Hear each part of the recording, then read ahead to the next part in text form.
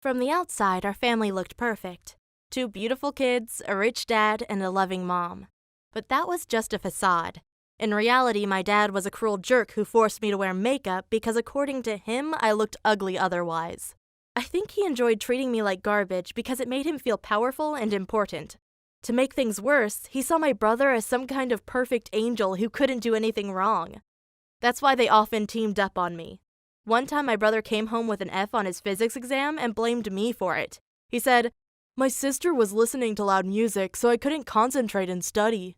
I responded, "That's not true at all. You are just making up excuses for being a lazy bum." But my dad took his side and punished me by making me clean my brother's room. Ugh, it was so humiliating. While I picked up his toys from the ground and put them into boxes, he threw other toys onto the ground and said, "Pick it up, sis." The worst part was how helpless I felt because no one came to my defense. I was just a kid after all. I think my mom knew how badly I was treated, but after years of living with my dad, she was too scared to stand up to my dad. One time, I even talked to her in private and said, "Mom, you need to leave Dad. He's a bad person and making you miserable." But my mom started crying and said, "Stop it, you don't understand this." I guess she couldn't admit to herself that she had wasted years of her life being married to an evil jerk. I mean, one day my dad even got arrested. It turned out that he had been dating a chick on the side, but not because he loved her, but because he used her credit card to start his own business. My dad got that poor woman $30,000 in debt without her knowing anything about it. But once she found out, she sued him, and not only did my dad have to pay the money back, he also had to serve a 6-month prison sentence. Those were the best 6 months of my life. Suddenly, it was quiet and peaceful at my home, but when my dad came back, the problem started all over again. On his first day, he accused me of being a bad daughter because I hadn't welcomed him back home. So I screamed, "At least I'm not stealing $30,000 from other people. At least I'm not treating my daughter and wife like garbage." Then I pointed my finger at him and said, "You are a criminal. You exploit other people and don't care if you hurt them. You are absolutely disgusting and I wish you dropped dead." I wasn't sure how he would react, but then my brother said, "Sister, why don't you tell Dad about your boyfriend?" I froze. How did my brother know I was in a relationship? Well, that's what my dad had waited for. He started screaming and calling me a whore, saying I had brought shame onto our family for losing my V-card at such a young age. I responded, "Yes, I have a boyfriend, but we haven't even kissed each other, so relax." But my dad didn't care and screamed, "Once you're 18, I'm gonna throw you out of this house and onto the streets. I'm ashamed to have you as my daughter." Well, my 18th birthday was still 2 years away, so my dad had plenty of time to make my life hell. He even put a lock on my door, so I had to send him a WhatsApp message if I needed to go to the bathroom. But I knew the way he treated me wasn't right, so I gathered evidence on my smartphone by recording how he terrorized me. Then, after school, I went to the police and showed them video footage of how I was treated. When they saw that I wasn't allowed to go to the toilet without my dad's permission, they decided to take my dad into custody. And when he got trialed the next week, the judge called him a monster and sentenced him to 8 months in prison. It felt so good to finally get revenge on my dad. But my mom wasn't happy at all. She said, "How shall we survive without your dad's income?"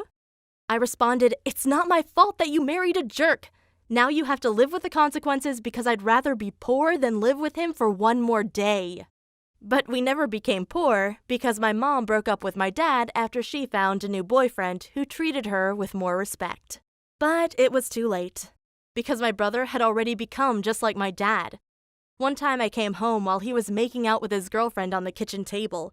The girl was half naked and said, "Oh my God, this is so embarrassing." She tried to stand up, but my brother said, "I don't want to stop." And then he continued kissing her.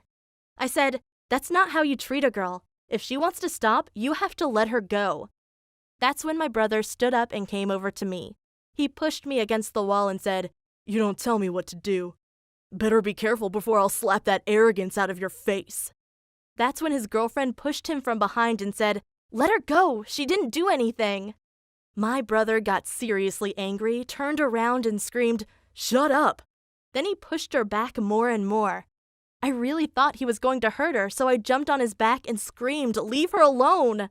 But he just took my hand and twisted it so hard that I started screaming out of pain. He said, "You cry like a little girl." And that's when I had enough and bit right into his neck. What happened next is too graphic and violent to show on YouTube, but my brother had to go to the hospital because I had bitten through some important vein, and he almost died of blood loss. The next day, I moved out. I had enough of men like my brother and dad. I swore to myself I would never date a guy again. They were all the same anyway. Instead, I went to college and tried to focus on my studies. But as luck had it, my professor gave me a boy as a project partner. His name was David. He was so full of himself. He said, "Okay, I'm gonna lead this project and you will follow my orders." I wanted to tell him to F off, but he was so confident and smart that I only responded, "Okay." However, he was never satisfied with my work, and he even called me a lazy turtle. But I liked it. The angrier he got at me, the more I wanted to rip his shirt off and kiss him. Gosh, I'd never been so attracted to a guy, so I always dressed up when we met. I said, "So, do you have any plans for the weekend?" while fluttering my eyes at him. He responded, "I'm sorry, I already have a girlfriend and I will take her out on a date." I blushed and felt like such an idiot. When I got home, I immediately found out who his girlfriend was. She had many photos of her and David on Instagram, and they were such a cute couple.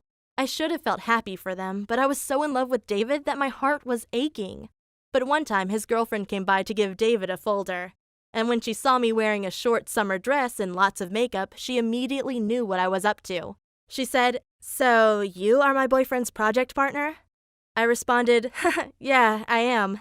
She leaned over the table and said, "Do you always dress like this?" I blushed, but didn't respond. Then David said, "Don't worry, she always dresses like a hoe." I knew he only wanted to ease the tension, but his girlfriend got angry and said, "Stop defending her. Don't you see that she's trying to seduce you?" David responded, "I know what she's trying to do, but I already told her I'm not interested in dating her because I have a girlfriend." Now I blushed even heavier. This was so embarrassing. His girlfriend said to me, "You tried to seduce my boyfriend even though you know he's in a relationship with me?